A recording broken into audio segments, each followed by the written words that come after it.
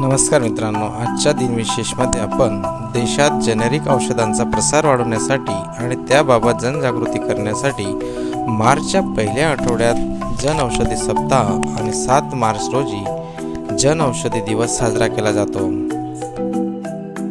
7 मार्च रोजी pharmaceuticals and medical devices bureau of India द्वारे जनऔषधी दिवस साजरा केला जातो। दरवर्षी मार्च महिन्याच्या पहिल्या आठवड्यात जनऔषधी सप्ताह किंवा जेनेरिक औषधी सप्ताह पाळला जातो। तर लोकांमध्ये जेनेरिक औषधांविषयी जागरूकता वाढवण्यासाठी 7 मार्च हा जनऔषधी दिवस किंवा जेनेरिक औषधी दिन म्हणून पाळला जातो। पंतप्रधान नरेंद्र मोदी यांनी जनऔषधी दिवस म्हणून घोषित केल्यानंतर हा दिवस पहिल्यांदा 7 मार्च 2019 रोजी साजरा करण्यात आला।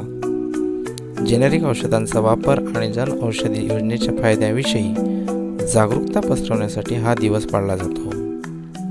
जनऔषधी दिवस आणि सप्ताह साजरा करण्यामागचा उद्देश सामान्य लोकांमध्ये या समस्यांबद्दल जागरूकता निर्माण करणे आणि जेनेरिक औषधांबद्दल लोकांमध्ये आत्मविश्वास निर्माण करणे हा आहे।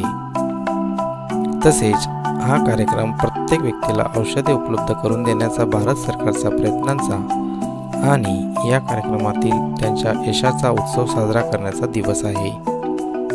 जनऔषधी केंद्रे ही जगातील सर्वात मोठी किरकोळ औषध साखळी आहे। हे शाश्वत आणि नियमित कमाईसह स्वयंरोजगाराचा एक चांगला स्रोत देखील प्रदान करते। मित्रांनो, आजचा दिनविशेष कसा वाटला त्याबद्दल कमेंटद्वारा नक्की कळवा।